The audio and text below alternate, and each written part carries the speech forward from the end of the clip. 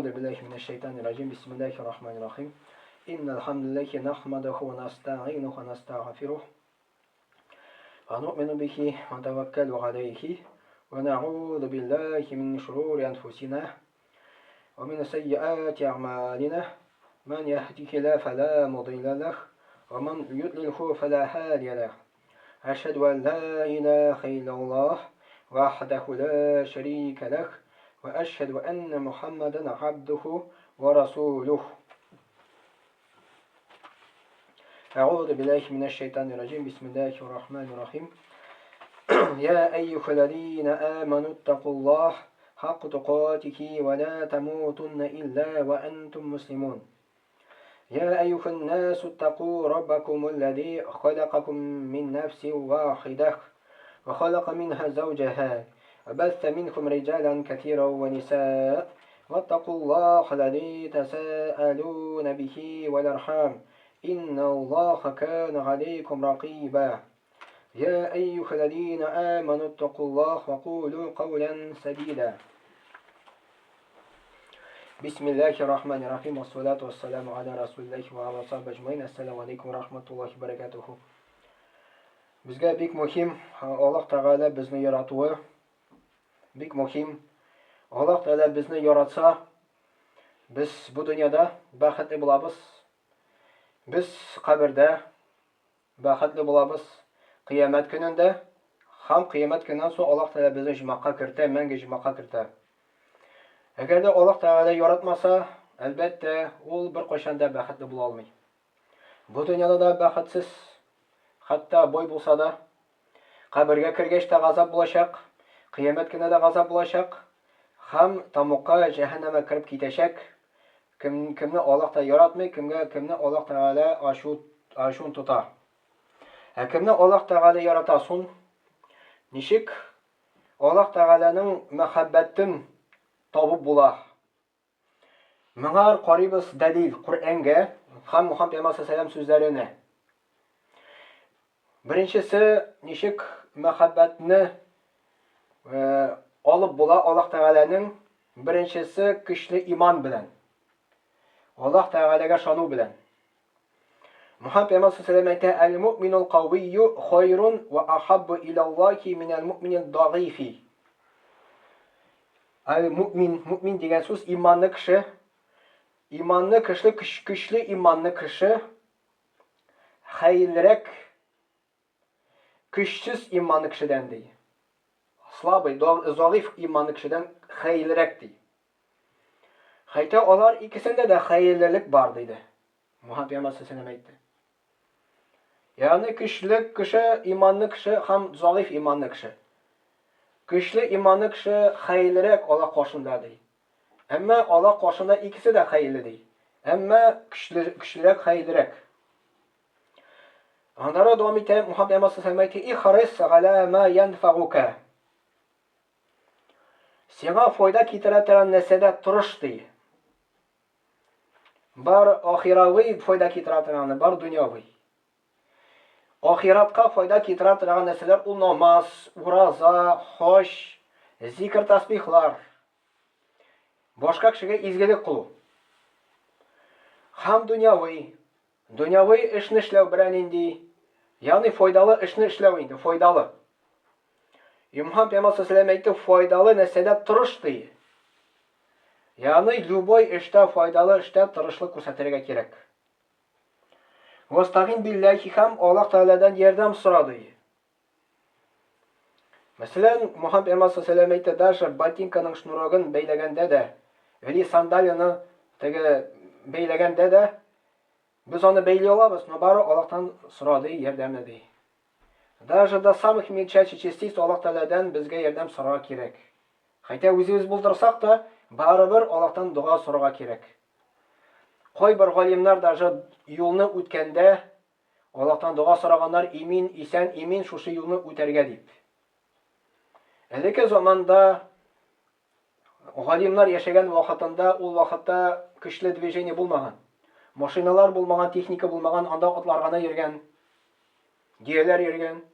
Yoshlar qaramasdan yo'lni chiqarga da Alloh taoladan duo so'ragan ekan, isen imin chiqarga yordam berdi. Тем более безгә дә, тем более шундый движениедә карап, Казанга барасың, Мәскәүгә, Кировка барасың, трассада йөрисең. Монда тем более безгә Аллаһ Тәгаләнең ярдәме кирәк. Авария эләкмәсен өчен инде. Аның үзенең дуасы да бар аның. Шушы дуаны безгә өйрәнергә тиешле, шушы дуаны укырга тиешле. Чтобы Аллаһ Тәгалә безне юлда исән имин сакласын дип инде.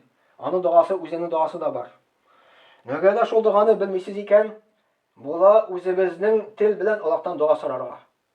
Я Раббым, Алла миңа шушы юлны исән имин насыйп ит дип, без происшествий, без аварий дип Аллаһтан дуа шундый сорарга була, үзебезнең тел белән дә. Андары Мухаммад пәйгамбәр саллаллаху алейһи әйтте: "Вәлә таъҗиз". Вәлә таъҗиз дигән сүз көчсезләнмә дие. Не сдавайся, көчсезләнмә дие. Бәла каза килде, авыртасыңмы? Көчсезләнмә дие. Мухаммад пәйгамбәр саллаллаху алейһи әйтте. То есть имеется в виду не сдавайся. Бәла каза килде, авырлык килде, барыбер тырыш, эшлә дигән сүз инде. Кайбер галимнар безгә күрсәтәләр бәла казадан чыгу ишекләрен. Коръәнгә таянып, һәм Пәйгамбәр саллаллаху сүзләреннән таянып. Бер хәзрәт сөйли бер вагызында кешегә авырлы бәла каза килгәч, ул вакытта шөгыль кирәк дип әйтәләр. Шөгыль. Любой шөгыль. Урамга чыгып, хәтта бер казак каксан да ул уже сиңа шөгыль була. Син уже уйлый башлыйсың, ничек бармакка сукмаска дип. Ягъни шөгыль булган вакытта бәла казадан әзрәк булса да синнән аппликация итә башлыйсың. Урамга чыгып, хайваннарны карап, урманга барып, берәр эшне эшләп, мәсәлән, шундый эшләр кирәк ул вакытында. Шуның өчен авырлык килгән вакытта не сдавайся, гаҗизлек кылма, көчсезлекне күрсәтмә дигән инде. Кулны силтәмә, диванда ятып торма дигән сүз. Аннары Мухаммад саллаллаху алейхи ин асабака шайъун фала тaqul лау анни фа'алту кана када ва када. Мухаммад саллаллаху алейхи әйтте, әгәр дә бер нәрсә сиңа случиться итте икән ди, бәла каза килде икән ди. Бу уже үткән заман. Әйтмә ди, эх, менә булай эшләсәм шулай булыр, булай булмас дип әйтмә ди. Чөнки әйтти син, вәләкин кул кадараллаху ва ма ша'a фа'ала. Әйтти, моны Аллаһ Тәгалә тәкъдир кылды. Аллаһ Тәгалә эшли, шуны нәрсә тели, шуны эшли дип әйтти. Фа инна лау фатаха гамалу шайтан. Әгәр дә син әйтсәң, әгәр дә мәгәр дип, ул шайтанга син юл ачасың ди. Гамал, бу гамалның шайтанга юл ачасың, Мухаммад пәйгамбәр саллаллаху алейхи әйтте. Менә мәсәлән, кеше аварияга очрый икән. Яндары уйлый икән, эх, машина белән чыкмаган булсам бүген дип, аварияләкмәсен дип, алай әйтмәгез ди. Әйтегез, Аллаһ та моны уже тәкъдир кылган, язмыш. Бу же язмыш, моны кайча алмыйсың. Әйтим, балай Аллаһ Тәгалә теләде, нәрсә Аллаһ теләтели, шуны эшли. Шуны дип әйтегез ди. Әгәр дә мәгәр дип әйтсәгез ди, бу шайтанга юл ачасыз ди. Шайтанга юл ачыла. Кешегә төрле уйлар керә башлый. Мискенләнә башлый. Теге моңар дискомфорт возникайта башлый моның күңелендә.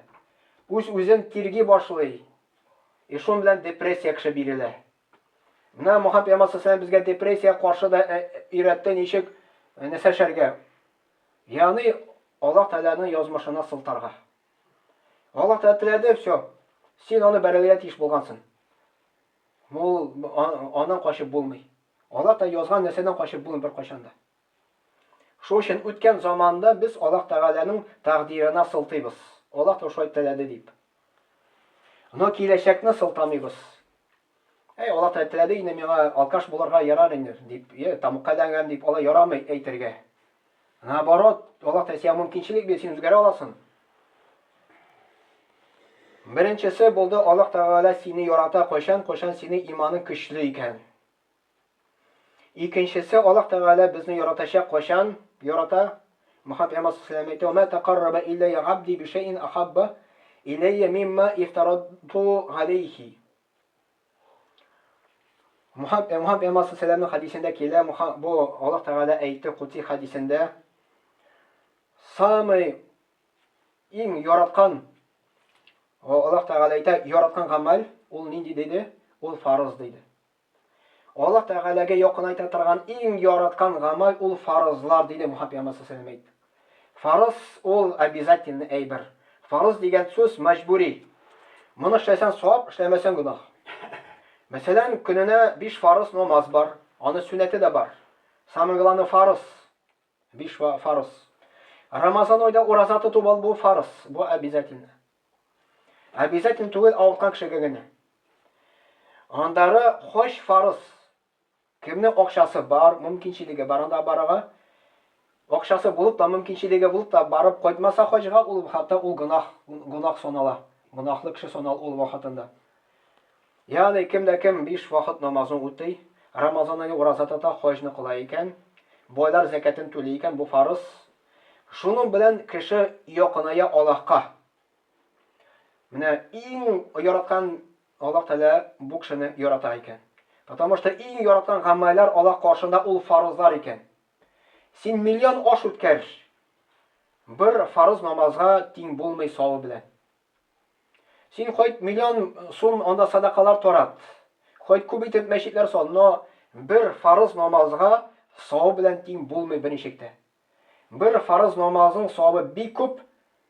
Ani biz ani bilib bitira olmaymiz. Mana agarda ikkinchisi endi, birinchisi aytdik, kuchli iymon bo'lsa, Alloh taolo bizni yarata. Ikkinchisi farzlarni o'tasak, Alloh taolo bizni to'g'anda qo'tarib yarata boshlaydi. Ham davom etamiz. Abdullah ibn Mas'ud degan bir vaqt bir sahoba Payg'ambar sollallohu alayhi vasallamdan so'radi. Samay yaxshi amal qaysisini Alloh taolo yarata? Muhammad Payg'ambar sollallohu alayhi vasallam aytdi, as-solatu ala vaqtiha. Namoz o'qi o'z vaqtida dedi.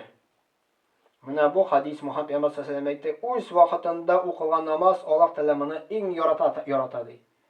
Agarda biz bizni Alloh taolo yaratsin deb vaqtida namozni o'qirga kerak ekan.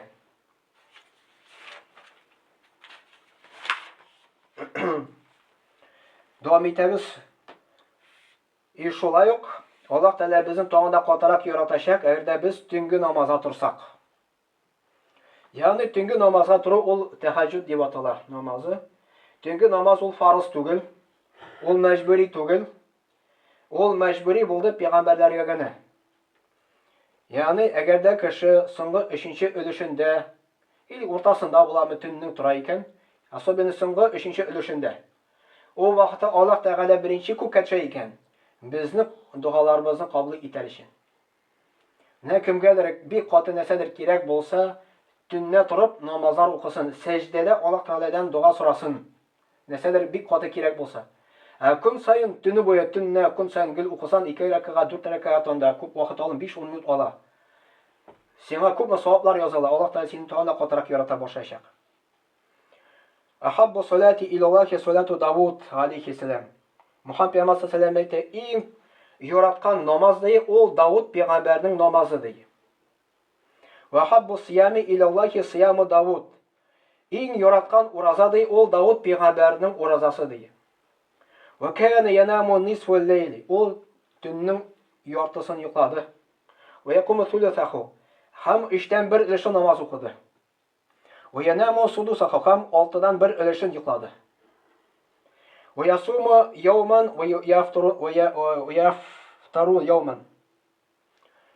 Bir kun roza tutgan, bir kun roza tutmagan. Kun oralash roza tutgan. Mana shunday payg'ambar yashagan. Ani ismi Davud. Muhammad Payg'ambar sallallohu alayhi vasallam aytdi, eng yaratgan rozasi Davud payg'ambarniki deydi. Bizda shu roza tuta olamiz. Пожалуйста, ul nafil roza deb ataladi, ul farz roza tugul. Дополнительно roza endi. Kimning ko'paytib savob ishlasa kerak ekan, roza tutasi kerak, пожалуйста, kun oralash tuta ola. Bir oyni, 2 oyni tuta ola, 1 oy tuta ola, 1 yil, umr bo'yi tuta ola shu aytib, пожалуйста. Kimning roza gil vaqt har vaqtda tutasi kerak ekan. Eng yaratgan rozasi Davud payg'ambarning rozasi. Eng yaratgan namozi Davud payg'ambarning namozi deydi. Yortisin yuqlagan, 3dan 1 ulushin namoz o'qigan, 6dan 1 ulushin yuqlagan deydi. Ol es tugul 3dan 1 ulushin namoz o'qu. Olmosh 1-2 soat bo'larga, 3 soat bo'larga shu aytib namoz o'qigan. Biz даже taravihga da bosamiz, 20 rakat o'qiymiz, ol 1 soat o'ta, ito arabız payg'ambarlar ormaganlar. Ни сәбәпле шулай? Чөнки пәйгамбәрләр алар хушуклары бик зур дәрәҗәгә булган. Хушук дигән сүз намаз эчендә Аллаһ белән сөйләшү, күңел белән.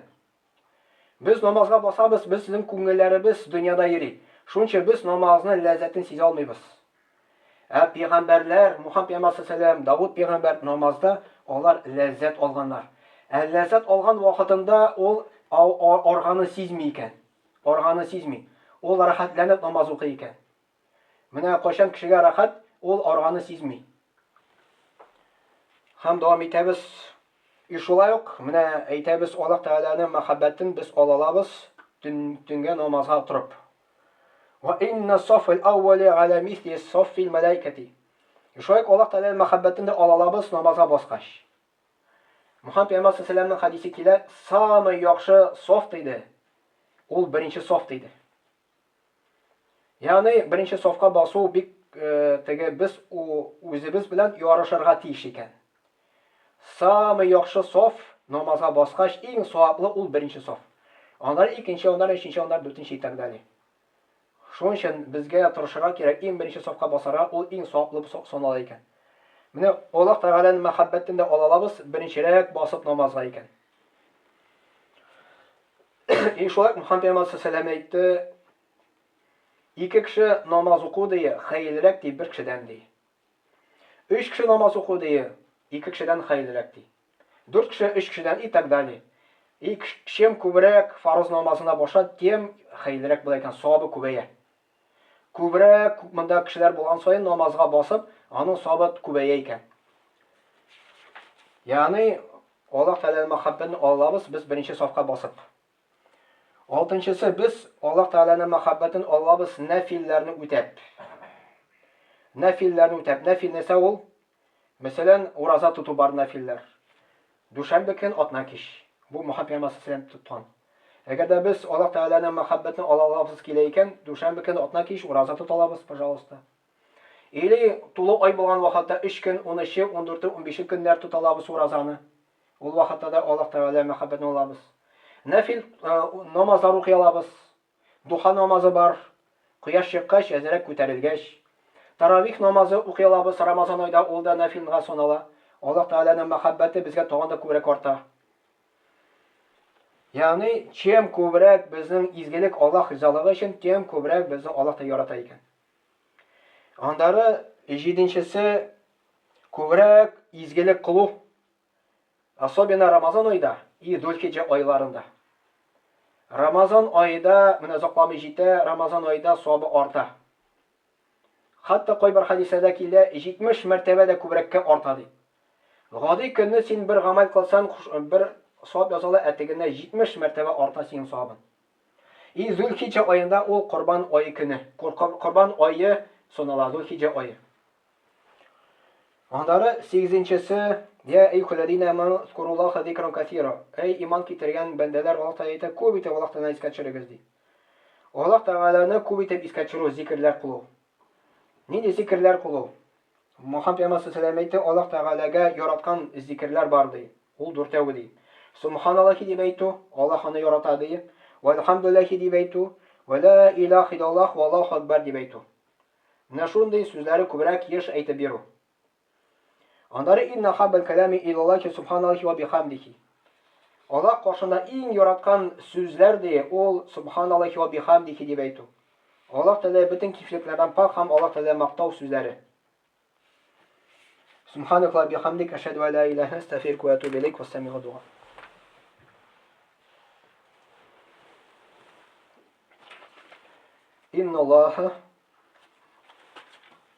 إن الله وملائكته يصلون على نبيه يا أيها الذين آمنوا صلوا عليه وسلموا تسليما اللهم صل على محمد وعلى آل محمد بعدد من صلى وصام اللهم بارك على محمد وعلى آل محمد بعدد من قعد وقام وصل وسلم عليه وعلى جميع الأنبياء والمرسلين وعلى ملائكتك المقربين وعلى أهل طاعتك أجمعين من أهل السماوات والأرضين وارحمنا واحشرنا معهم برحمتك يا أرحم الراحمين اللهم ارحم الخلفاء الراشدين ومروا الماضين الذين قضوا بالحق وكانوا يعدلون.